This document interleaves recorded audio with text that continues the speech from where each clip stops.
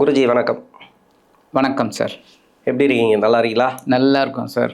இப்போ ஆனி மாத ராசி பலன், இது சூரிய பகவான் மிதுன ராசிக்கு வரக்கூடிய சூரிய பகவான் எப்படி இருக்கும்?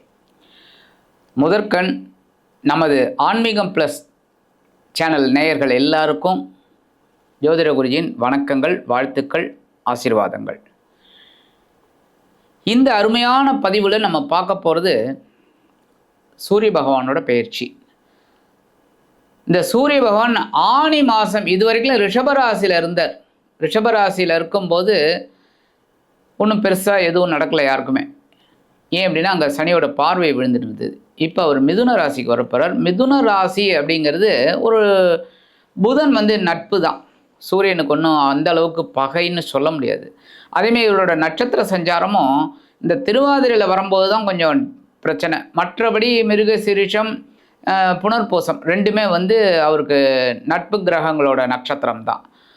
அந்த வகையில் இந்த மிதுன ராசிக்கு வரக்கூடிய இந்த சூரிய பகவான் ஒரு மாற்றத்தை கொடுப்பார். கண்டிப்பாக எல்லா விஷயத்திலுமே ஒரு மாற்றத்தை கொடுப்பார். ஏன்னா முதல்ல சனி பகவானோட பார்வையிலேருந்து ரிலீஸ் ஆகிட்டார். அதனால் உலக அளவில் இருக்கிற சில பிரச்சனைகள்லாம் கண்டிப்பாக ஓயும். அதேமாதிரி அரசியல் ரீதியாக, ஏன்னா சூரியனாலே அரசியல் அங்கே வந்துடும், அதுவும் கொஞ்சம் ஓரளவுக்கு மாற்றங்களை சந்திக்கும். மாற்றங்கள்னால் இதுவரைக்கும் இந்த பிரச்சனைகளை சந்தித்த சில கட்சிகள் பிரச்சனைகள் இல்லாமல் நிம்மதியாக ஒரு ஆட்சி பண்ணக்கூடிய ஒரு சூழல் கண்டிப்பாக அமையும். சரி, ஓரளவுக்கு நல்லபடியான ஒரு முன்னேற்றம் கிடைக்கும் அப்படின்னு பார்த்திங்கன்னா, இந்த திருவாதிரை நட்சத்திரத்தில் வரும்போது கொஞ்சம் பிரச்சனைகள் தலை தூக்கலாம் தான் சொல்கிறேன். மற்றபடி கரெக்டாக இருக்கும் அப்படின்னு சொல்ல முடியாது. ஏன்னா மற்ற கிரகங்களோட சஞ்சாரம் வச்சு தான் நம்ம இந்த தமிழ் மாத பலன் சொல்கிறோம். ஸோ ஓரளவுக்கு இந்த சூரிய பகவான் ஆனி மாத ராசி பலன்கிறதுல வரும்போது மிதுன ராசியில் கண்டிப்பாக ஒரு பெரிய மாற்றத்தை கொடுக்க போகிறார். அந்த வகையில் ஒவ்வொரு ராசிக்கும் என்னென்ன பலாபலன்களை கொடுக்க போகிறாருங்கிறத பார்ப்போம். துளாராசி, இந்த துளாராசிக்கு 11ஆம் அதிபதினு சொல்லக்கூடியவர் 8ஆம் இடத்துலேருந்து இப்போ 9ஆம் இடத்துக்கு பயிற்சி. இந்த துளாராசிக்கு சூரிய பகவானுடைய பயிற்சி இந்த ஆனி மாதம் எப்படி இருக்கும்? துலாம் ராசி நேயர்களுக்கு இந்த மாதம் கொஞ்சம் பரபரப்பாக இருக்கக்கூடிய ஒரு மாதமாக இருக்கும். ஏன்னா 10ஆம் இடத்துல குரு உச்சம். ஸோ ஜீவனத்தை ஒரு உயர்வு பண்ணுறதுக்கு கொஞ்சம் இது பண்ணுவார், உத்தியோகமாகட்டும் தொழில் வியாபாரமாகட்டும். அதே சமயம் அஷ்டம ராசியில் சூரியன் கொஞ்சம் இவங்களுக்கு உடல் ஆரோக்கியத்தில் சில பாதிப்புகளை கொடுத்தார். இப்போ 9ஆம் இடத்துக்கு வர்றது ரொம்ப விசேஷம், பரவாயில்லை. பாக்கியஸ்தானத்துக்கு வர்றது நல்லது தான் இந்த சூரியன். அதே சமயம் சனி பகவான் இவங்களுக்கு கரெக்டாக 6ஆம் இடத்துல உட்காந்துட்டுருக்கார். அது கூட ரொம்ப நல்ல ஓரளவுக்கு பரவாயில்லை. பகை ருண ரோகம்ங்கிறது. 5ஆம் இடத்துல ராகு கொஞ்சம் குழப்பத்தை கொடுத்துட்டுருக்கார் ஏதோ ஒரு ரூபத்தில். ஆனால் கேது லாபஸ்தானத்தில் இருக்கார். கேது 11ஆம் இடத்துல யார் இருந்தாலுமே கொஞ்சம் சூப்பர் தான். இந்த இடத்துல பார்த்தீங்கன்னா 9ஆம் இடத்துல சூரியன், 10ஆம் இடத்துல குரு உச்சம், 11ஆம் இடத்துல கேது. ரொம்ப அற்புதம். வரிசையா கிரகங்கள் வரிசையா. ஸோ இவங்களுக்கு ராசிநாதனும் 10ஆம் இடத்துல இருக்கார். ஸோ ஓரளவுக்கு இவங்களுக்கு நன்மைகள் ஒரு 50% முதல்ல 15 நாட்கள். அதுக்கப்புறம் பார்த்தீங்கன்னா இந்த சுக்கிரனும் கேதுவோட சேர்ந்துறார் 11ஆம் இடம். கேதுவோட சேர்றது ஒன்றும் பெரிய பாதகம் கிடையாது, சுக்கிரன் சேர்றது. ஸோ ஓரளவுக்கு இவங்களுக்கு இந்த மாதம் பார்த்தீங்கன்னா ஒரு நன்மை பயக்கக்கூடிய ஒரு மாதம்னே சொல்லலாம். ஒரு 2 மாதமாக நடைபெறாத சில வேலைகள் நடைபெறக்கூடிய ஒரு மாதம் அப்படின்னு வச்சுக்கலாம். ஓகே, இந்த துளாராசிக்கு படிக்கிற காலகட்டங்களில் இருக்கிறவங்களுக்கு எப்படி இருக்கும்? படிக்கிற காலகட்டம் அப்படிங்கும்போதே இவங்களுக்கு பார்த்திங்கன்னா ஓரளவுக்கு முன்னேற்றம் தரக்கூடிய ஒரு இதுதான் இந்த மாதம். 2 மாதமாக கொஞ்சம் அப்படியே இருந்தாங்க, ஓரளவுக்கு அப்படியே பட்டும் படாமல் படித்தாங்க. இப்போ கொஞ்சம் படிக்கக்கூடிய ஒரு யோகம் இவங்களுக்கு கண்டிப்பாக இருக்குது. அதே மாதிரி அயல்நாடு போய் படிக்கணும், மேற்படிப்பு இல்லை உத்தியோகம் அப்படிங்கிறவங்களுக்கு ஒரு நல்ல முன்னேற்றம் கண்டிப்பாக கிடைக்கும். ஓகே, திருமணத்துக்கு நிறைய தடைகளை கொடுத்துருக்கு சமீப காலமாக துளாராசிக்காரங்க. ஆமாம், அது கிரக கோச்சார நகர்வுகளா இல்லை அவங்க சுய ஜாதகத்தில் தசாபதியா அப்படின்ட்டு அது அவங்க சுய ஜாதகம் ஒன்று. ஏன்னா நிறைய பேருக்கு பார்த்தீங்கன்னாக்கா அந்த திருமண ரீதியாக தடை தாமதங்கள் நிறைய இருக்குது. இப்போ அந்த திருமணத்துக்கு உண்டான காலமா, ஏன்னா குரு நல்லா இருக்காரு, கரெக்ட், உங்களோட பாயிண்ட் ஆஃப் வியூ படி குரு நல்லா இருக்கு, ராசிக்கு 2ஆம் இடத்துல பார்வை, எல்லாமே திருமணத்துக்கு உண்டான காலமா நல்ல ஒரு அமைப்பு கொடுக்குமா? இப்போ நீங்கள் சொன்ன மாதிரி முக்கால்வாசி தசாபுக்தி வச்சு தான் நடக்கும். சாதாரண திருமணம் அப்படிங்கிறது தசாபுக்தி. பட் இப்போ கோச்சார ரீதியாக இவங்களுக்கு நல்ல ஒரு ப்ளஸ் பாயிண்ட். தசாபுக்தி நல்லபடியாக இருந்து இப்போ இதுவும் ரொம்ப ஃபேவரபுளாக இருக்கிறதுனால திருமண யோகம் கைகூடும். ஏன்னா 2ஆம் இடத்துல ஒரு பார்வை விழுறது ரொம்ப விசேஷம். அடுத்து 4ஆம் இடம் சுகஸ்தானம், அதுவும் ரொம்ப விசேஷம். ஸோ 2, 4 வந்து நேர பார்க்குறது. ஸோ ரொம்ப விசேஷமான ஒரு இது. இந்த காலகட்டமே உங்களுக்கு நல்லபடியாக இருக்கும். ஆனாலும் முயற்சி எடுக்கணும். ஏன்னா 3ஆம் இடத்தை சூரியனும் பார்க்குறாரு, அதே சமயம் சனியும் பார்க்குறாரு. ஸோ கொஞ்சம் முயற்சி எடுத்தா தான் எந்த இது வந்தாலும் முயற்சி எடுக்கணும். இவங்க ரெண்டுமே ஒன்றுக்கு ஒன்று பகை கிரகம் ரெண்டும் பார்க்குறது. அப்போ இவங்களுக்கு வந்து பார்க்கலாம், அடுத்த மாதம் பார்க்கலாம், அதுக்கடுத்த அப்படின்னு போஸ்ட்போன் பண்ணுறது தான் இருக்கும். அதை வந்து இவங்க கொஞ்சம் கரெக்ட் பண்ணிட்டு முயற்சி எடுத்தால் கண்டிப்பாக ஒரு திருமண யோகம் கைகூடும். அதாவது ராசிக்கு யோகாதிபதி சனி, ராசிக்கு பகை கிரகம் சூரியன். இப்போ பகை நட்பு ரெண்டுமே சேர்ந்து யோகாதிபதியை சேர்ந்து அந்த இடத்த பார்க்கறது, ஸ்தானத்தை பார்க்கறது. கரெக்ட். ஓகே. இது வந்து துளாராசிக்கு பொதுவாகவே அவங்களுக்கு பெண்களுக்கு எப்படி இருக்கும், இந்த மாசத்துல எப்படி இருக்கணும், கிரக நகர்வுகள் அவங்க நினைக்கிறது நிறைவேறுமா, பொருளாதார ரீதியா, கடன் பிரச்சனை ரீதியா, உடல் ஆரோக்கிய ரீதியா இது எப்படி இருக்கும்? கண்டிப்பாக இந்த துலாம் ராசி பெண்கள் கொஞ்சம் அனுசரித்து போகக்கூடியவர்கள். குடும்பத்தோட, அது மாமனார் மாமியார் யாராக இருந்தாலுமே நான் எல்லாரோடையும் கொஞ்சம் மிங்கிளாகி தான் போவாங்க. அந்த மாதிரி இருக்கிறவங்களுக்கு இப்போ இந்த கடன் இருக்கிறவங்களுக்கு கண்டிப்பாக கடன் சுமை குறையும். ஏன்னா 2ஆம் இடத்தை குரு பார்க்குறாரு அப்படிங்கும்போதே தனம், வாக்கு, குடும்பம்.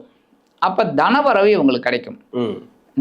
முயற்சியெல்லாம் செய்யணும், அதுக்குண்டானதெல்லாம் செஞ்சாங்கன்னா கண்டிப்பாக தனவரவு கிடைக்கும். அந்த தனவரவை வச்சு இவங்க கடன் அடைக்கிறதுக்கு வாய்ப்பு நிறைய இருக்குது இந்த மாதம். ஏன்னா சூரியனும் அந்த 8 விட்டு 9க்கு வந்துட்டார். ஸோ ஒரு நல்ல ஃபேவரபிள் பொசிஷன், பரவாயில்லை.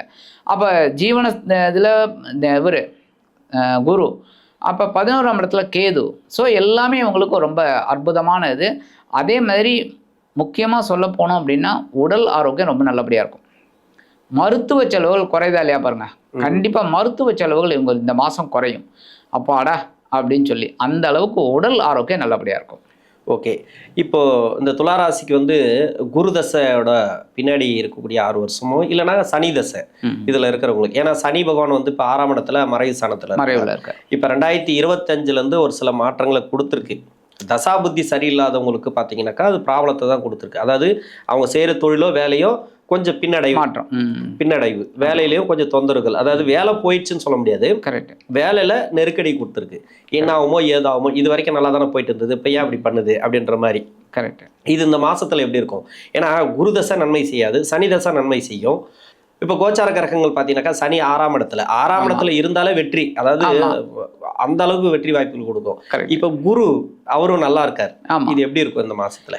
இப்போ இந்த மாதம் அப்படிங்கும்போது இவங்களுக்கு ஓரளவுக்கு முன்னேற்றம்னு சொல்லலாம், நல்ல முன்னேற்றம். ஏன்னா துலாம் ராசினர்களுக்கு நீங்கள் சொல்ல மாதிரி தசாபுக்தி அப்படிங்கிறத விட அவங்க எப்போவுமே எடுக்கிற காரியங்களில் கவனமாக இருப்பாங்க. தராசு மாதிரி நீதி நியாயம் எப்படி இருந்தாலும் பரவாயில்ல, எப்படி இருந்தாலும் ஓரளவுக்கு அவங்களுக்கு அந்த ஓரளவுக்கு ஏதாவது எதிர்பாலான தசை நடக்கிறது அப்படின்னா கொஞ்சம் கவனமாக தான் இருக்கணும், அவங்களுக்கே தெரியும். ஆனால் இதே சமயம் சுக்கிரதசை நடக்கிறது, அது எந்த லக்னமாகவும் இருக்கட்டும், ஆனால் சுக்கிரதசை நடக்கும் போது ராசிநாதன் தசை, 8 குடையவன் தசை, அதே 8 குடையவன், ஆனால் ராசிநாதன். ஸோ டியூவல் ரோலுங்கும் போது ராசிநாதன் தசையை வச்சு நம்ம ஓரளவுக்கு நம்ம சொல்லலாம், சரி இவனுக்கு ஓரளவுக்கு நன்மை கொடுக்கக்கூடிய ஒரு இது அப்படின்னு. ஆனால் அஷ்டமாதிபதி அப்படிங்கும்போது உடல் ஆரோக்கியத்தில் கவனமாக இருக்கணும் இந்த சுக்கிர தசையில். இந்த மாதிரி ஒவ்வொரு தசையிலையும் கொஞ்சம், இப்போ சனி தசை அப்படின்னு பார்த்தீங்கன்னாலே சனி தசை யாருக்குமே யோகக்காரகனுக்கும் சரி இதாக இருந்தாலும் கவனமாக இருந்தால் தான் சனி தசை எப்போவுமே வேலை செய்யும். சனி மட்டும் அப்படிதான், குரு வந்து தூக்கி கொடுக்கும், இறக்கி விடும்.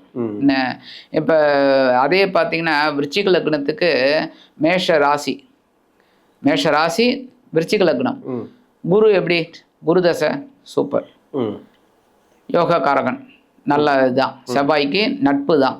ஆனால் அதே பார்த்தீங்கன்னா குரு தசை 16 வருடங்களில் 8 வருடம் அவரை உயர்த்தி 8 வருடங்கள் அவரை தாழ்த்தி இருக்கு. ஸோ சில இது வந்து நமக்கு, ஏன்னா எல்லா கிரகத்துக்கும் பார்த்தீங்கன்னா 2 ஆதிபத்தியம், அப்போ ஒன்று ஒர்க் அவுட் ஆகும், ஒன்று இதாகும். இப்போ சுக்கிரதசை அப்படிங்கும்போது இவங்க ஆட ஆரம்பிச்சிட்டாங்கன்னா 8ஆம் இடத்து அதிபதி வேலை செய்ய ஆரம்பிச்சிடும். அதே சுக்கிரன் தான் 20 வருஷத்துல 10 வருஷம் ஏற்றி விடும். இவன் ஆட ஆரம்பிச்சான்னு வச்சுக்கோங்க, அடுத்த 10 வருஷம் இறக்கி தான் விடுவோம். என்ன அப்போ இது நம்ம தான் கேர் எடுத்துக்கணும், கேர் எடுத்து கரெக்ட் பண்ணிக்கணும். கரெக்ட் பண்ணிட்டு அதுக்கேற்ற மாதிரி நம்ம போனால் கரெக்டாக இருக்கும். அதனால இந்த எந்த தசை நடந்தாலும் இவங்க கரெக்டாக இருப்பாங்க. அந்த மாதிரி இருந்தால் கண்டிப்பாக வெற்றி. ஓகே, துளாராசிக்காரர்களுக்கு குடுக்கல் வாங்கல், அதாவது கடன் பிரச்சனை தீருமா? ஏன்னா இப்போ குரு தசையில் இருக்கிறவங்களுக்கும் கடன் பிரச்சனை இருக்குது, சனி தசையில் இருக்கிறவங்களுக்கும் கடன் பிரச்சனை இருக்குது. கடன் பிரச்சனை இந்த மாதத்தில் ஏதாவது ஒன்று கடன் கொடுக்குறாங்களா இல்லையா, அதுக்கு உண்டான வழியாவது தெரியுமா? ஐயோ, இவங்களுக்கு பிரச்சனையே கடன் தாங்க. இந்த துலாம் ராசி நேயர்களுக்கு பிரச்சனையே கடன் தான், வேற ஒன்றுமே கிடையாது. கடன், உடல் ஆரோக்கியம் 2 தான். மற்றபடி இவங்க பார்த்தீங்கன்னா காசே இல்லைனாலும் சந்தோஷமாக இருப்பாங்க. பையில் 5 பைசா இருக்காது, ஆனால் சந்தோஷமாக இருப்பாங்க. ஏன்னா ராசிநாதன் சுக்கிரன், அவர் தான் அஷ்டமாதிபதி. அதான் சொன்னேன் பாருங்க, அவர் தான் அஷ்டமாதிபதி. அப்போ இவங்களுக்கு என்ன அப்படின்னா, அந்த கடன் எப்போவுமே இவங்களுக்கு இருந்துக்கிட்டே இருக்கும். அந்த கடனை மட்டும் இவங்க கரெக்டாக அடைக்கணும். அதுக்கு இவங்க தான் முயற்சி பண்ணணும். ஏன்னா 3, 6 கூடையவன் குரு. இவங்களுக்கு பார்த்தீங்கன்னா சுக்கிரன், குரு சுக்கிரன் உங்களுக்கே தெரியும். அப்போ முயற்சியின் பேரில் கடனை கொடுப்பார் குரு. கடனை அடைக்கக்கூடிய வழியும் அவர் தான் காமிப்பார். ஆமாம், குரு தான். அப்போ இவங்க அதெல்லாம் கரெக்டாக பிடிச்சிக்கிட்டு கடனை அடைக்க பார்க்கணும். இப்போ 2ஆம் இடத்துல அதே குரு பார்த்துட்டு இருக்கார். 3, 6 கூடையவன் 2ஆம் இடத்தை பார்க்குறாரு, 10ஆம் இடத்துல இருந்துக்கிட்டு. ஸோ ஜீவன ரீதியாக உங்களுக்கு ஒரு உயர்வை கொடுப்பார். டேய் வேலையை செய்டா, அதற்குண்டான உயர்வை நான் தரேன் அப்படின்னு 2ஆம் இடத்தை பார்க்குறாரு. 4ஆம் இடம், உனக்கு வீடு வாங்கி தரேன், வாகனம் வாங்கி தரேன் அப்படின்னு அவர் சொல்லுவார். ஸோ இவங்க முயற்சி எடுக்கணும். முயற்சி எடுத்து அந்த வேலையெல்லாம் இவங்க செஞ்சாங்க அப்படின்னா கண்டிப்பாக கடன் இந்த மாதம் குறையிறதுக்கு இந்த சூரிய பகவான் அனுகூலமாக இருப்பார். ஏன்னா 9ஆம் இடம். ஓகே, ஸோ கண்டிப்பாக இது பண்ணுவார். ஓகே, பரிகாரம் துளாராசிக்கு. துலாம் ராசி அன்பர்கள் அப்படிங்கும்போதே அவங்க கண்டிப்பாக சூரிய பகவானுக்கு ஒரு அகல் விளக்கு, நெய் தீபம் போடலைன்னா கூட பரவாயில்ல, நல்லெண்ணெய் தீபமாவது போடணும். போட்டாங்கன்னா ரொம்ப விசேஷம். ஒன்று நெய் தீபம், இல்லைன்னா நல்லெண்ணெய் தீபம். ஏன்னா தீபம் எரியிற மாதிரியே இவங்களோட வாழ்க்கையும் பிரகாசமாக இருக்கும். ஒரு இருட்டான ஒரு இடத்துல ஒரு வெளிச்சத்தை ஏற்றி வச்சிங்கன்னா, அந்த ஒரு விளக்கை ஏற்றி வச்சிங்கன்னா வெளிச்சமாக இருக்கு பாருங்க. அது மாதிரி இவங்க வாழ்க்கையில் இருக்கிற இருளை விளக்கக்கூடியது இந்த தீபம் தான்.